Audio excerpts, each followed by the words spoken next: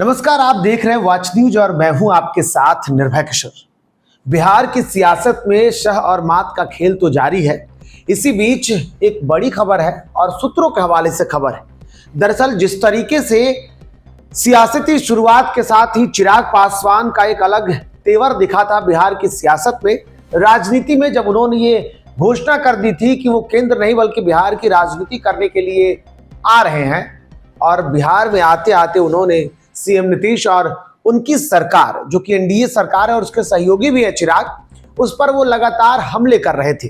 चिराग पासवान चाहे प्रदेश में कानून व्यवस्था को लेकर के हो या सीएम नीतीश के नेतृत्व पर हो, वो कई सवाल ऐसे कर रहे थे। लेकिन अब खबर ये है, और ये विश्वसनीय सूत्रों के हवाले से खबर है, कि चिराग पासवान को बीजेपी ने हिदायत दे दी है। अब चिराग पासवान सीएम नीतीश के खिलाफ में या सरकार के खिलाफ में ऐसी कोई भी बात नहीं करेंगे जो कि एनडीए के खिलाफ में हो, जो कि सरकार के अगेंस्ट में हो और विपक्षियों को बोलने का मौका दे। जानकारी के मुताबिक क्लोज डोर मीटिंग हुई है और इस मीटिंग में चिराग पासवान को बीजेपी के शीर्ष नेतृत्व ने बता दिया है कि कोई भी ऐसा मौका इस चुनाव में विपक्षियों को नहीं देना है कि वो एनडीए पर हमला बोल सके, वो सरकार पर कोई आरोप लगा सके। ये आपने देखा था कि जिस तरीके से चिराग पासवान ने हाल के दिनों में कुछ बड़े बयान दिए थे, इस बयान को लेकर के भी विपक्ष ने एनडीए में सब कुछ ठीक नहीं होने का दावा कर दिया था। कहा यह जा रहा था कि चिराग पासवान इस बार फिर एक बार 2020 की तरह, पहले तो बिहार में वो मोदी के हनुमान कहे जाने लगे थे, जेडीयू को खत्म करने की बातें चल रही थी, लेकिन इस बार भी चिराग पासवान का कुछ ऐसा ही तेवर दिख रहा था। चिराग पासवान लगातार जिस तरीके से सरकार पर सवाल उठा रहे थे और जेडीयू के शीर्ष नेतृत्व कहिए, नीतीश कुमार कहिए, बिहार के मुख्यमंत्री कहिए, उनको लेकर के भी वो हमले कर रहे थे और उनके दल के द्वारा कई जगह पे पोस्टरबाजी की गई थी और ये लगातार कहा जा रहा था कि बिहार का नेतृत्व अब चिराग के हाथ में होगा। ये बातें उठने लगी थी कि चिराग स्वतंत्र रूप से बिहार में पूरी सीटों पर चुनाव लड़ेंगे।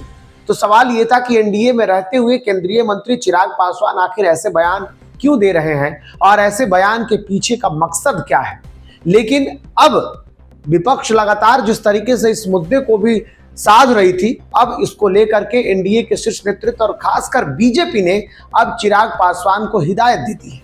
कहा गया है कि ऐसा कोई भी बयान अब चिराग पासवान को सरकार के खिलाफ में, सरकार के जो भी काम रहे हैं उसके खिलाफ में, योजनाओं के खिलाफ में या मुख्यमंत्री नीतीश कुमार के खिलाफ में कोई ऐसा बयान नहीं देना है जिससे कि एनडीए के गठबंधन पर सवाल उठ सके, जिससे कि एनडीए में सब कुछ ठीक नहीं होने का संदेश बाहर जा सके।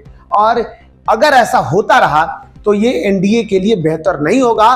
और ऐसे में अब जानकारी के मुताबिक चिराग पासवान को चेतावनी दे दी गई है कि ऐसा कोई बयान नहीं देना।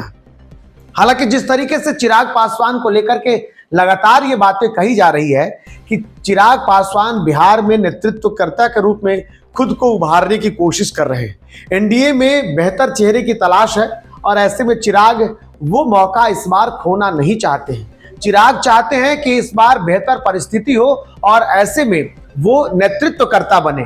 लेकिन इन सबके बीच अब देखना होगा कि क्या सच में चिराग पासवान को जो हिदायत दी गई है, बीजेपी ने जिस तरीके से लोजपा रामविलास के सर्वे सर्वा चिराग पासवान को ये फटकार लगा दी है कि एनडीए के खिलाफ में और खासकर जेडीयू के खिलाफ में, मुख्यमंत्री नीतीश कुमार के खिलाफ कुछ नहीं बोलना है, तो चिराग नहीं बोलेंगे। क्या सच में चिराग की राजनीति का अब एक नया रास्ता दिखेगा? क्या सच में चिराग पासवान बिहार की सियासत में जिस गेम को खेलने की कोशिश कर रहे थे, जिस सियासी समीकरण को बनाने की कोशिश कर रहे थे, क्या सच में चिराग अब उससे बिल्कुल अलग जाएंगे? ये वक्त बताएगा। लेकिन यह खबर मायने रखती है बिहार की सियासत, आने वाले कुछ दिनों में जो बिहार में चुनाव है उस चुनाव के लिए और एनडीए के नए भविष्य के लिए। फिलहाल इतना ही। नमस्कार।